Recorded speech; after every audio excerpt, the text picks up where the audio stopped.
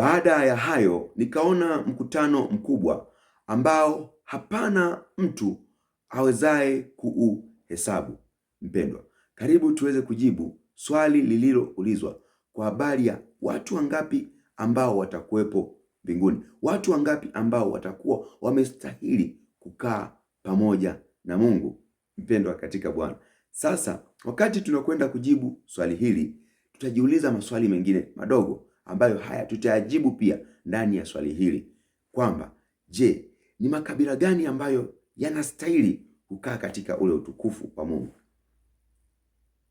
Ni mataifa gani ambayo yanastahili kukaa katika ule utukufu wa Mungu? Je, ni Waisraeli? Je, ni wa Marekani? Je, ni wa Kenya? Je, ni wa Uganda? Mpendwa katika Bwana, je, ni wa Kongo? Je, ni wa Tanzania? Tutakwenda kuangalia majibu haya. Je, ni lugha gani ambazo zinastahili kuingia mbinguni? Ni lugha gani ambazo zinaongea vizuri, ambazo zinastahili kuingia katika ule utukufu wa Mungu? Je, ni Waebrania? Je, ni lugha ya Kiebrania? Je, ni lugha ya Kiunani? Je, ni lugha ya Kigiriki? Mpendwa katika Bwana, twende tukaangalie jibu ya swali hili. Je, ni idadi gani ya watu ambao watakuwepo mbinguni? How many people will be there? Mpendwa, majina yangu naitwa Brian Frank. Ninafurahi sana kuweza kujibu swali hili, na swali hili tutalijibu kwa kutumia Biblia. Kitabu chetu tutakachotumia kujibu ni kitabu kile cha Ufunuo wa Yohana 7 na ule mstari wa 9 mpaka wa 17. Yohana hapa akiwa yupo Patmos, katika kisiwa cha Patmo, na hapa akawa amepewa maono. Ukianza kuangalia kuanzia mstari wa kwanza pale, ukishuka, anaanza kuelezea kwa habari ya kabila za Israeli zilipotiwa muhuri. Anaeleza kabila nyingi pale: Yuda, Benjamini, Lawi, Naftali, Isakari, wa Gadi, wa Simeoni. Anawaeleza zile kabila 12 kwa idadi zao ambao walikuwepo wamekaa. Lakini sasa anapofika mstari wa 9, anaanza kuelezea katika hiyo namna ya hao watu. Kuhusu jibu la swali letu linaanzia hapa mstari wa 9. Anasema, baada ya hayo nikaona na tazama mkutano mkubwa sana ambao hapana mtu awezaye kuuhesabu. Anaona Yohana mkutano mkubwa sana sana ambapo hapana mtu anayeweza kuhesabu huu mkutano. Anasema hivi, huu mkutano ukiweje? Watu wa kila taifa na kabila na jamaa na lugha wamesimama mbele ya kile kiti cha enzi na mbele za mwanakondoo. Wamevikwa mavazi meupe, wana matawi ya mitende mikononi mwao. Anaona Yohana watu wengi sana ambao hakuna mtu anayeweza kuhesabu idadi yao. Na hili ndilo jibu la swali letu. Ni watu wengi sana ambao ni watu ambao hakuna mtu anayeweza kuhesabu idadi yao. Kwa katika hesabu ya kibinadamu, hakuna mwanadamu ambaye anaweza kuihesabu hiyo idadi ya hao watu ambao wapo katika kiti, wamesimama mbele ya kiti cha enzi na mbele za mwanakondoo. Wamesimama hao watu ni wengi sana. Alafu hao watu wamevikwa mavazi meupe. Hawajajivisha, wamevikwa mavazi meupe, wamevikwa haki ya Mungu, wamevikwa ule utukufu wa Mungu, wamevikwa mavazi meupe. Alafu mikononi mwao wameshika matawi ya mitende. Hao watu wanasemaje? Mstari wa 10, wakilia kwa sauti kuu sana wakisema, wokovu una Mungu wetu aketie katika kiti cha enzi na mwana kondoo. Hao watu wanasema wokovu uko na Mungu, wokovu uko kwa Mungu, wokovu ni wa Mungu, si wa mwanadamu. The one that ameshika ule wokovu ni Mungu, wala si mwanadamu. Kwa hivyo wanalia kwa sauti kuu mno, wanalia kwa sauti kuu, ni sauti ya furaha, wakisema wokovu una Mungu. Wanashangilia, wamevikwa mavazi meupe watu hao. Mstari wa 11 anasema, na malaika wote walikuwa wakisimama pande zote za kile kiti cha enzi na za hao wazee na za wale wenye uhai 4, nao wakaanguka kifulifuli mbele ya kile kiti cha enzi wakamsujudu Mungu. Mpendwa katika Bwana, hapa wanatuonesha malaika wengi wamekizunguka kiti cha enzi, wamezunguka na pande zote za wale wazee 24 na wenye uhai wanne. Alafu wakaanguka kifulifuli, wakasujudu, wakamsujudia Mungu. Mpendwa katika Bwana, unaona utukufu ambao upo. Mstari wa 12 wanasemaje hawa malaika? Anasema wakisema, amina, baraka, utukufu, hekima, shukrani, heshima, uweza, nguvu zina Mungu wetu hata milele na milele. Amina. Wanasema ndivyo ilivyo. Heshima, nguvu, utukufu, uweza, shukrani, baraka, uweza na vitu vyote viko na Mungu, viko kwa Mungu.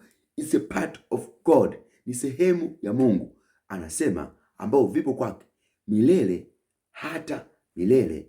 Alafu ndivyo ilivyo, yaani amina. 13 akajibu mmoja wa wale wazee akaniambia, je, watu hawa waliovikwa mavazi meupe ni akina nani na wametoka wapi?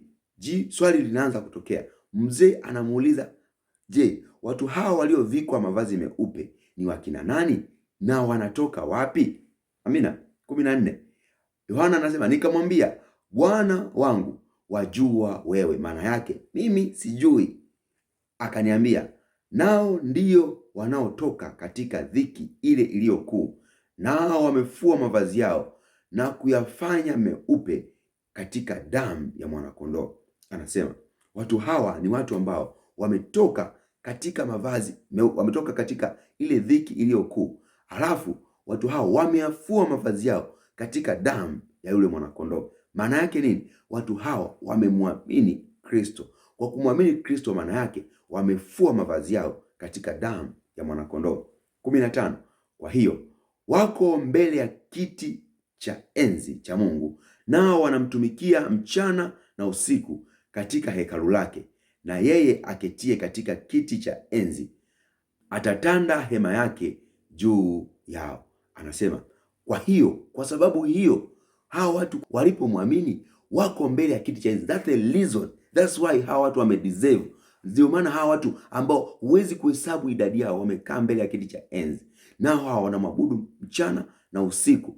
Alafu hawa watu Mungu atatandaza hema yake katika hekalu la Mungu, na Mungu atatandaza hema yake juu yao, atawatunza, atawalisha, atawahifadhi juu yao. Mstari wa 12 anasema hivi, hawataona njaa tena, wala hawataona kiu tena, wala jua halitawapiga, wala hari iliyo yote. Hawa watu mioyo yao haitakuwa na shaka, hawataona njaa tena, hawatakuwa na kiu tena, jua halitawapiga, kwa sababu utukufu wa Mungu umekuwa juu yao. Yale mateso yote hayataonekana tena juu ya maisha yao. 17 na mwisho anasema, maana huyo mwanakondoo aliye katika kiti cha enzi atawachunga, naye atawaongoza kwenye chemichemi ya maji yenye uhai, na Mungu atayafuta machozi yao yote katika macho yao.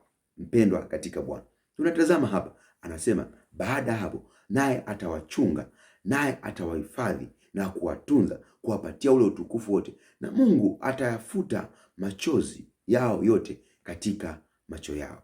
Mpendwa katika Bwana, hivyo kulingana na swali letu ya kwamba ni watu wangapi ambao watakuwepo mbinguni, mpendwa, ni wengi sana, ambapo idadi yao hapana mtu anayeweza kuhesabu. Ni wengi sana. Ni taifa gani ambalo litakuwepo mbinguni? Mpendwa, ni mataifa yote katika dunia waliomwamini Kristo. Mpendwa, ni watu wangapi ambao ni kabila gani ambazo zitakuwepo mbinguni? Mpendwa, ni kabila zote ambazo zimefua mavazi yao kwenye damu ya mwanakondoo. Mpendwa, ni watu wa lugha gani ambao watakuwepo mbinguni? Mpendwa, ni watu wa lugha zote ambao wamefua mavazi yao kwenye damu ya mwanakondoo. Mpendwa, ni jamaa gani ambazo zitakuwapo kule mbinguni? Ni jamaa zote ambazo zimefua mavazi yao kwenye damu ya mwanakondoo. Mpendwa, namwomba Mungu, neema yake Mungu iwe kwako, uwe ni mmoja ya watu hawa ambao watakuwepo katika huu mkutano ambao idadi yake haiwezi kuhesabika. Naomba uwe ni moja ya taifa ambalo litakuwepo katika huu mkutano ambao idadi yake haiwezi kuhesabika. Ninaomba uwe ni moja ya watu ambao wanenaji wa lugha ambao watakuwepo katika huu mkutano ambao idadi yake haiwezi kuhesabika. Naomba uwe ni mmoja wa watu wenye status katika namba ambayo hii haiwezi kuhesabika katika huu ufalme wa Mungu.